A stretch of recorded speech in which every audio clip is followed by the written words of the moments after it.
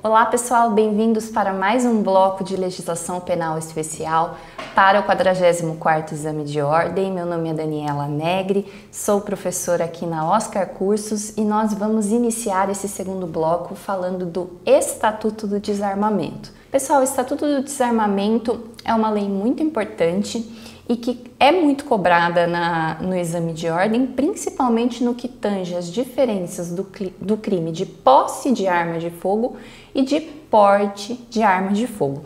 Então, nós vamos apontar essas distinções aqui nessa aula, junto com vocês, e sem mais delongas, nós vamos começar dizendo qual é a finalidade da Lei 10.826 de 2003.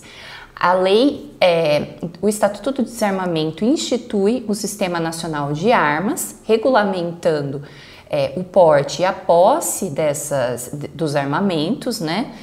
E também define os crimes e estabelece as penas. Então, a primeira coisa que vocês têm que saber da lei do Estatuto do Desarmamento é a diferença entre posse de arma de fogo e porte da arma de fogo. Prestem muita atenção, porque essa é uma pegadinha clássica não só da FGV, como de todo o concurso. A posse de arma de fogo é aquela destinada para a residência ou para o estabelecimento comercial. Para se conseguir uma posse de arma de fogo de uso permitido, o procedimento é muito mais simples pela lei, justamente porque você não transita com essa arma, ou seja, você não porta essa arma para os lugares em que você vai. Então, se eu, Daniela, quero ter uma arma de fogo dentro da minha casa ou dentro do meu estabelecimento comercial para eu me proteger, essa autorização que eu terei será de posse. Caso eu transite com essa arma, eu cometerei o crime de porte de arma de fogo irregular, ok? Então, o crime de posse de arma de fogo é aquele que tem a arma dentro de casa ou no local de trabalho sem a autorização competente, né? Então, vamos fazer a seguinte suposição. Eu, Daniela, desejo ter uma arma de fogo dentro da minha casa, mas eu compro essa arma de fogo e eu não passo pelos procedimentos previstos na legislação de armamentos para ser autorizada a ter aquela arma. Caso em uma abordagem dentro da minha casa a polícia encontre armamento de uso permitido, eu incorrerei no tipo penal de posse de arma de fogo de uso permitido, que é um crime apenado com detenção de 1 a 3 anos, ok? Então, exemplo clássico, anotem: arma guardada no armário sem registro. Pessoal, porte, por outro lado, é quando eu levo a arma para fora de casa ou fora do local de trabalho e ando portando-a em via pública, em ambiente não autorizado. Exemplo: eu desejo ter uma arma de fogo de uso permitido, né? Vamos supor um revólver calibre 38, e eu o deixo no meu carro caso eu seja assaltada, mas eu não tenho a autorização para portar essa arma. Eu incorrerei no crime de porte ilegal de arma de fogo de uso permitido, que tem uma pena de reclusão de 2 a 4 anos e multa. Então veja, posse de arma de fogo de uso permitido é diferente de porte de arma de fogo de uso permitido. E esses dois crimes são apenados de maneira diversa. A posse, pena de detenção de 1 a 3 anos e multa, e o porte, pena de 2 a 4 anos e multa. Mas fiquem atentos, porque no caso de armas de fogo de uso restrito, e aí quais são elas? São armas de fogo, por exemplo, que apenas atiradores, colecionadores podem ter, que exigem uma autorização especial, muitas vezes do exército, para serem emitidas, né? Então, essa conduta do porte de arma de fogo de uso restrito é mais grave. E o Estatuto do Desarmamento não diferencia o porte da posse da arma de fogo de uso restrito. Então, vamos ver aqui, ó. O artigo 16 do Estatuto do Desarmamento prevê uma pena de 3 a 6 anos e multa para quem portar ou possuir, ou seja, independe de estar dentro da minha casa, de estar no meu carro ou de estar dentro do meu estabelecimento comercial, uma arma de fogo de uso restrito ou proibido, né? Então, qualquer dessas condutas vai ser apenada de maneira mais rigorosa e equipara-se a essas condutas as armas de fogo, ainda que de uso permitido, que contém a numeração raspada, as marcas suprimidas, a ausência, né, dos elementos ali legais. Então, prestem atenção nisso. Se o seu enunciado tratar de arma de fogo de uso restrito, nós estamos falando de posse ou de porte, independentemente. Se o seu enunciado trouxer arma de fogo de uso permitido, nós temos diferença no posse e no porte, ok? Passando agora para os crimes considerados hediondos do Estatuto do Desarmamento. A posse e o porte de arma de fogo de uso restrito não é considerado crime hediondo, ok? Apenas o porte ou a posse de armas de fogo de uso proibido, que são aquelas, a exemplo, adulteradas pelo sujeito de forma caseira. Por exemplo, eu transformo um lápis em uma arma de fogo, uma caneta numa arma de fogo. Trata-se de arma de fogo de uso proibido, né? São considerados hediondos porque há previsão expressa no artigo 1º, parágrafo único da Lei 8.072 de 90, certo? Vamos prestar atenção então. O crime de comércio ilegal de arma de fogo, independentemente se essa arma vai ser permitida, restrita ou proibida, também é considerado hediondo. Então gravem essas duas informações. Posse ou porte de arma de fogo de uso proibido, hediondo. Comércio ilegal de arma de fogo, qualquer que seja a arma, hediondo. Posse ou porte de uso restrito não é hediondo, mas a penalidade é mais alta. E posse e porte de arma de fogo de uso permitido é diferenciado, sendo que a posse tem a pena de detenção de 1 a 3 anos e multa, e o porte de reclusão de 2 anos a 4 e multa. Então, vamos mencionar aqui algumas jurisprudências relevantes do Supremo Tribunal Federal e do STJ também. Os crimes relativos à posse e porte de armas de fogo, de munição, são, via de regra, considerados abstratos, ok? De perigo abstrato, ou seja, o perigo é presumido. Não há necessidade de demonstração do perigo na situação concreta para que eles sejam apenados. De maneira que, via de regra, não se aplica o princípio da insignificância para esses crimes. Entretanto, excepcionalmente, o Supremo Tribunal Federal já considerou como insignificante a prática de possuir apenas uma munição, como um pingente, um colar, um adereço, um enfeite, porque justamente há uma mínima ofensividade da conduta, uma ausência de periculosidade social da ação, né? Então, nesses casos muito excepcionais, é possível aplicar o princípio da insignificância no Estatuto do Desarmamento, ok, pessoal? Então, sobre o Estatuto do Desarmamento, sem mais delongas, é isso. Vamos passar para a próxima lei. Então, continuando, pessoal, a nossa aula, agora nós falaremos um pouquinho sobre a Lei Maria da Penha. E o que é importante você saber da Lei Maria da Penha? Bom, muito provavelmente na disciplina de Direito Penal, parte especial, vocês estudarão o crime de lesão corporal, né? Lembrando que nós temos o crime de lesão corporal cometido contra a mulher em razão dela ser mulher, que está prevista, salvo engano, no 13º parágrafo, no parágrafo 13 do artigo 129, e ele é sempre conjugado com a Lei Maria da Penha. A Lei Maria da Penha foi uma lei muito importante, editada em 2006, que trouxe a violência doméstica e familiar contra a mulher como uma violação de direitos humanos, certo?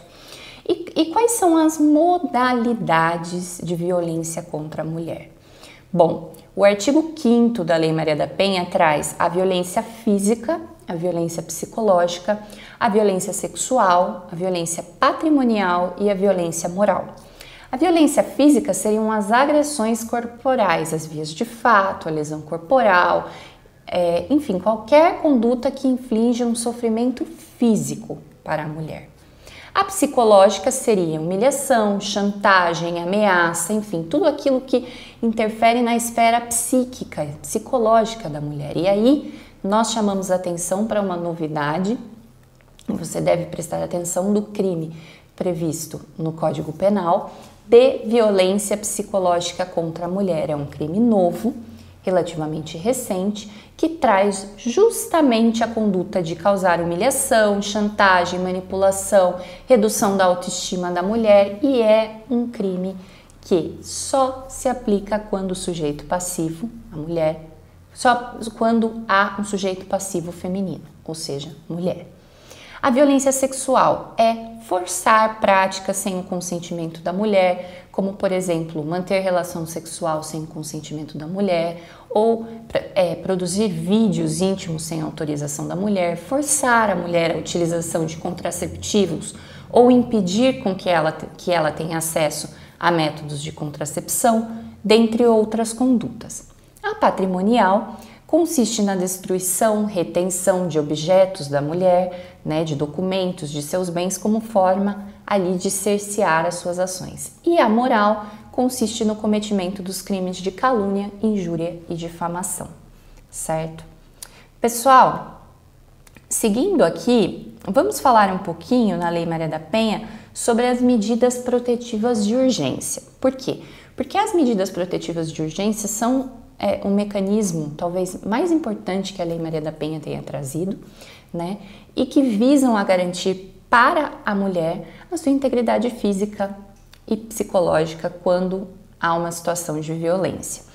Então, quais são as medidas protetivas de urgência? Pessoal, elas estão listadas no artigo 22 e dizem respeito à suspensão da posse ou restrição de porte de armas ao agressor, o afastamento do lar, do domicílio ou do local de convivência com a ofendida, a proibição de determinadas condutas, como a aproximação da ofendida, dos familiares, das testemunhas, o contato com a ofendida, com familiares e testemunhas e a frequentação de determinados lugares.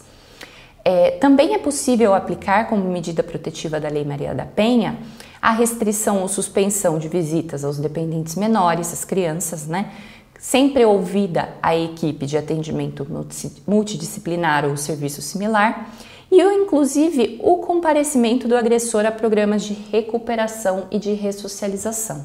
Essa foi uma novidade incluída pela Lei 13.984 de 2020, que visa justamente fazer com que as taxas de reincidência diminuam e que o ciclo da violência seja quebrado.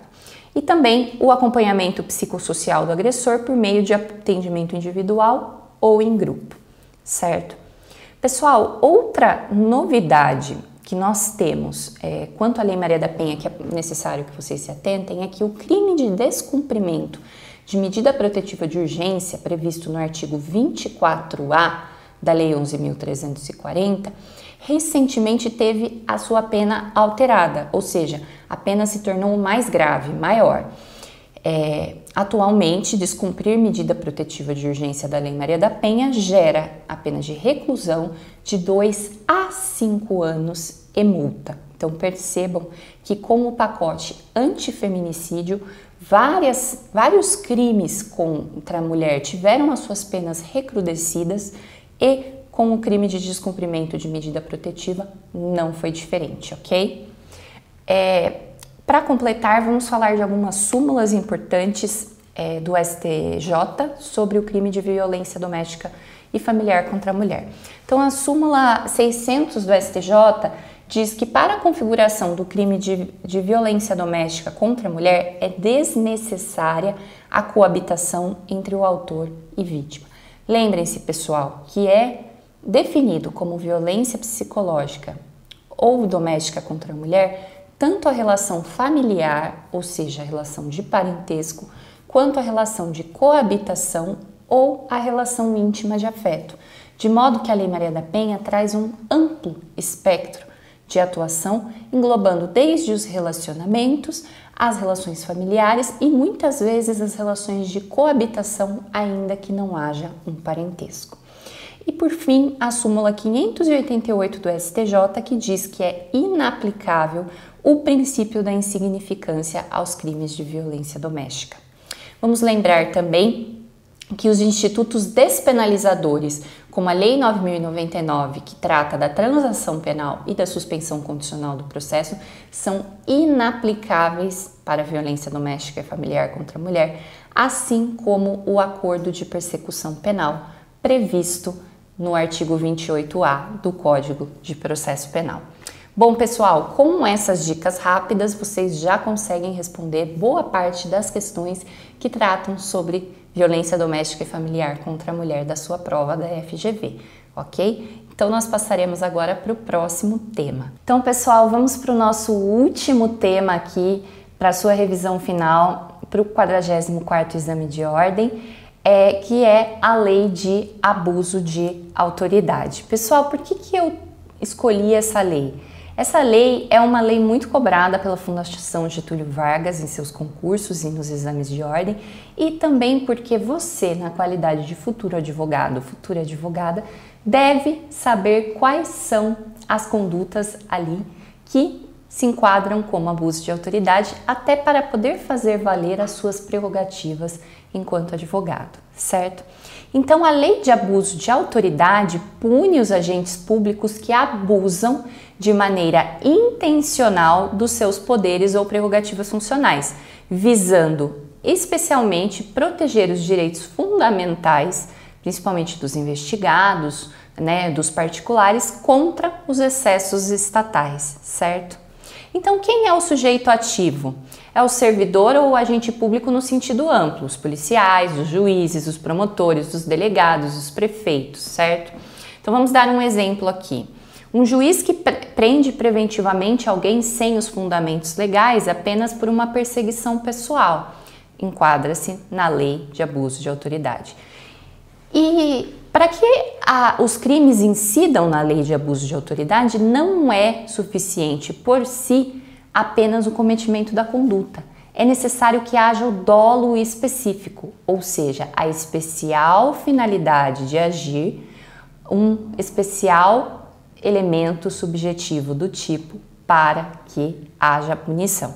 Então é necessário que o agente público haja com uma dessas três finalidades, com a finalidade de prejudicar alguém, com a finalidade de obter uma vantagem ou ainda de satisfazer um sentimento ou interesse pessoal, certo? Então, pessoal, vamos trazer como um exemplo do dolo específico, conforme eu já tinha dito, o policial que prende uma testemunha para intimidá-la a alterar o seu depoimento, justamente com uma finalidade específica de prejudicar alguém ou obter uma vantagem ou ainda satisfazer um sentimento ou interesse pessoal. Quais são as condutas típicas da Lei de Abuso de Autoridade? Eu vou citar algumas aqui, caso elas apareçam na sua prova. Decretar condução coercitiva ilegal, prevista no artigo 10. Constranger preso com violência ou grave ameaça. Exemplo, um policial que agride um preso com o objetivo de obter uma confissão, Negar acesso do advogado aos autos de inquérito e às investigações e diligências que não estão em andamento, que estão finalizadas. Vejam, esse é um artigo 20 da Lei de Abuso de Autoridade, com alta probabilidade de cair na sua prova, justamente porque trata das nossas prerrogativas institucionais, ok?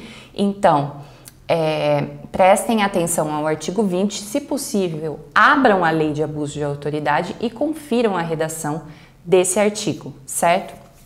Prolongar a prisão preventiva indevidamente, artigo 9º, realizar interceptação telefônica ilegal e violar o sigilo funcional, certo? Então, vamos falar um pouquinho das sanções que são previstas na Lei de Abuso de Autoridade. Prestem atenção que todos os crimes da Lei de Abuso de Autoridade são apenados com detenção, de modo que se houver alguma alternativa que diga que o crime é apenado com reclusão, ela estará automaticamente errada. Quais são os efeitos da condenação pela lei de abuso de autoridade? Bom, o efeito certo e automático, ou seja, que incide independentemente de motivação do juízo, é o de tornar certa a obrigação de indenizar pelo dano. Existem dois outros efeitos que a lei de abuso de autoridade prevê que não são automáticos, devendo ser motivadamente dispostos na sentença e também que se sujeitam à reincidência do agente que pratica, do sujeito ativo, que é a inabilitação para o exercício do cargo ou função pública de 1 a 5 anos e a perda ou mandato, no caso de reincidência. Ok, pessoal? A ação penal é pública e incondicionada, mas admite ação penal privada subsidiária se o Ministério Público não intentar a denúncia no prazo legal. E agora vamos falar de algumas súmulas relevantes aqui para a sua prova, só para a gente finalizar esse bloco. Súmula 11 do STF. O uso de algemas só é possível em casos excepcionais, sob pena de responsabilidade disciplinar, penal e civil, além de abuso de autoridade. E a súmula vinculante número 14 do STF, que diz respeito justamente às nossas prerrogativas e com certeza ela estará na sua prova, se não na primeira fase, com certeza na segunda fase, que a defesa tem direito de acessar os elementos de prova já documentados no inquérito policial e também em outras investigações, como o PIC, que é o procedimento investigatório criminal do Ministério Público, também o inquérito civil, que é em que pese uma investigação de natureza civil do Ministério Público, que tem esse cunho investigatório, dentre outros procedimentos, ok? Então, vamos trazer agora um exemplo prático para finalizar. Um juiz que ordenar uma escuta telefônica sem autorização judicial prévia há cometimento de crime. Então vamos agora trazer exemplos práticos aqui. Um delegado que determina uma escuta telefônica sem autorização judicial prévia comete um crime de abuso de autoridade? A resposta sim, comete o crime do artigo 25 da Lei de Abuso de Autoridade, que diz respeito da necessidade de autorização judicial para a realização de escuta telefônica, justamente por haver cláusula de reserva de jurisdição, isto é, de necessidade de autorização judicial para que ocorra interceptação telefônica. Outro exemplo, o delegado que não permite que o advogado acompanhe seu cliente no interrogatório policial comete crime de abuso de autoridade? A resposta é positiva, o crime previsto na lei do artigo 20, que diz respeito a violações de prerrogativas dos advogados. Então, pessoal, esses são pontos muito tranquilos da lei de abuso de autoridade que vocês conseguem revisar aqui rapidamente comigo e que servem aí para a sua preparação para esse 44º exame de ordem. Eu desejo todo o sucesso do mundo para vocês, espero vê-los na segunda fase, nas matérias de Direito Penal. E estamos aqui, o curso Oscar Cursos é muito completo, traz bastante professores, traz bastante novidades e nós estamos aqui para ajudar vocês. Se inscrevam no canal, assinem as nossas newsletters, nos acompanhem nas redes sociais. Eu sou Daniela e eu agradeço muito pela oportunidade. Boa prova!